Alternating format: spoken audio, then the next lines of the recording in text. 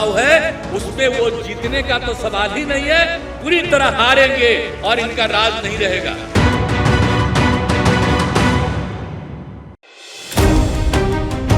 ये वही नीतीश कुमार है जो कुछ दिनों पहले तक इंडिया अलायंस का हिस्सा थे, जो बार बार ये कहते थे कि अब सारे दल साथ आ गए तो अब बीजेपी को हरा देंगे, दिल्ली की सत्ता बदली जाएगी। इतना ही नहीं, प्रधानमंत्री के तौर पर नीतीश कुमार को मोदी के सामने प्रमोट तक किया जाने लगा था।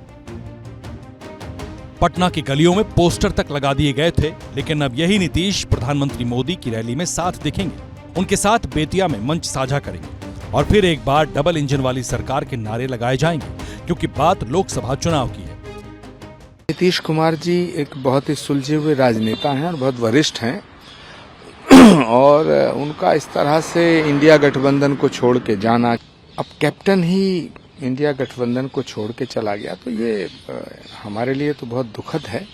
उन नेताओं के खिलाफ कार्रवाई होनी चाहिए जो इंडिया गठबंधन में कोऑर्डिनेट कर रहे थे। मैं आदरणीय खड़गे जी से और राहुल जी से ये निवेदन करना चाहूँगा कि उनके खिलाफ कार्रवाई होनी चाहिए और मुझे नहीं लगता कि अब इंडिया अलायंस नाम की कोई चीज बची है। यानी बीजेपी का तीर निशाने पर लगा है, गठबंधन के नेताओं को दर्द होने लगा है और इस तरह के बयान गठबंधन की हताशा का संकेत है। इन नेताओं की बातों से लगता है कि बीजेपी ने नीतीश को साथ लेकर बिहार मैनेज कर लिया। मगर सवाल तो और भी है, क्या नीतीश के फैसले का असर मोदी की पैन इंडिया सीटें बढ़ाएगा? क्या अब महागठबंधन मोदी का मुकाबला कर पाएगा? क्या इस फैसले का असर यूपी और महाराष्ट्र में भी पड़ेगा? क्या ममता नीतीश ने गठबंधन में खेला कर दिया?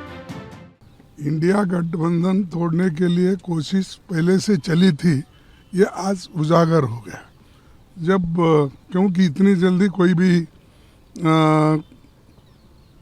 डिसीजन नहीं लेता, जो एक दिन दो दिन में ही होने वाला है, पहले ही वो बात किए होंगे, पहले ही कंडीशन रखा होगा, तभी तो ये होगा।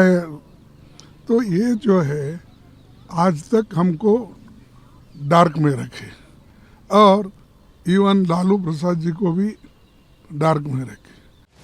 खड़गे जी, कभी आप कहते हैं कि हमें पहले से पता था कि नीतीश जाने वाले हैं, फिर ये कह रहे हैं ये कोशिश पहले से हो रही थी। अगर नीतीश पहले से जाना चाहते थे तो फिर आप उन्हें साथ क्यों रखे हुए?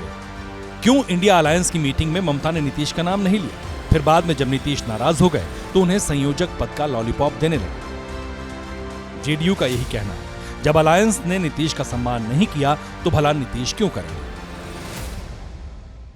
2014 में ही नरेंद्र मोदी जी ने दिखा दिया था कि बिहार में उनकी पकड़ है, बिहार का मतदाता उनके साथ है।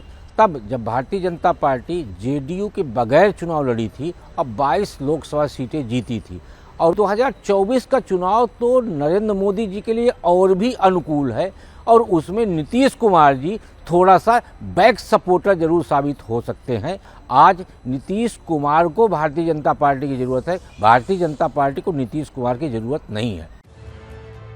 बात सिर्फ नीतीश की नहीं, नीतीश ने आज फैसला लिया, लेकिन नीतीश को अगर किसी ने अलायंस से निकालने के लिए प्रेरित किया तो शायद वो ममता बनर्जी होंगी, क्योंकि ममता ने 4 दिन पहले ही बंगाल में अलायंस को अलविदा कह दिया था कि कांग्रेस ने अपनी यात्रा के बारे में नहीं बताया, इसलिए बंगाल में अकेले लड़ेंगे।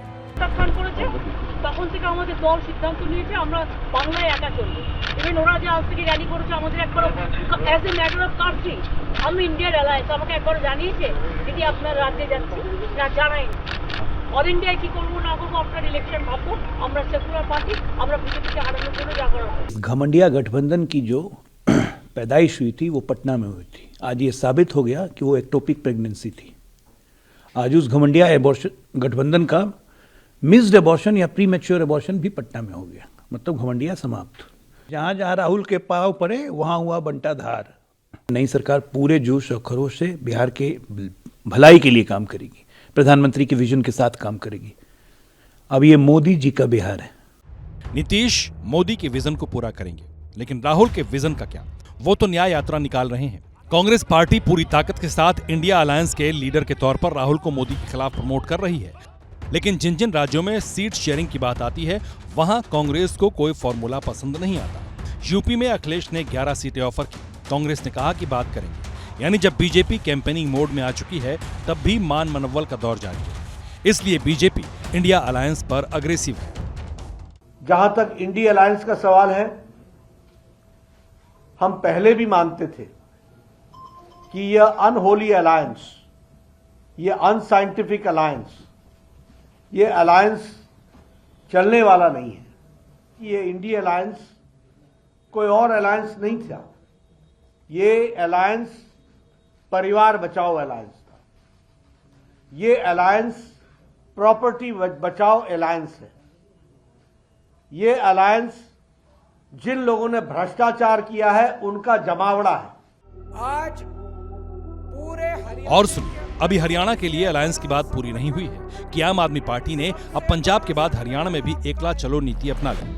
आम आदमी पार्टी के चीफ केजरीवाल ने कहा कि हरियाणा के विधानसभा चुनाव में सारी 90 सीटों पर अकेले लड़ेंगे।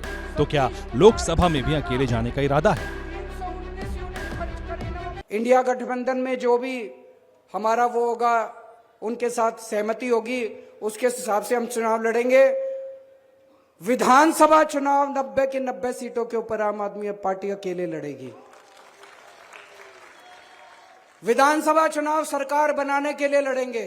अक्टूबर के चुनाव में 90 की 90 सीटों के ऊपर आम आदमी पार्टी चुनाव लड़ेगी और आम आदमी पार्टी की सरकार बनेगी, ऐसा मुझे पूरा विश्वास है।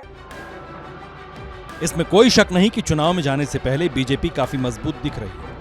राम मंदिर निर्माण हो या फिर कर्पूरी ठाकुर को भारत रत्न सम्मान, या फिर 4 दक्षिण भारतीयों को पद्म विभूषण सम्मान देना, नॉर्थ से लेकर साउथ तक मोदी की छवि मजबूत हो रही है और राहुल की न्याय यात्रा का क्रेज भारत जोड़ो यात्रा जैसा फिलहाल नहीं दिखता। और जिस तरह क्षेत्रीय दल अब कांग्रेस को आंख दिखाने लगे हैं, उससे आगे का चुनावी सफर आसान नहीं रहने वाला। इसलिए बीजेपी दम भर रही है अब की बार 400 पार।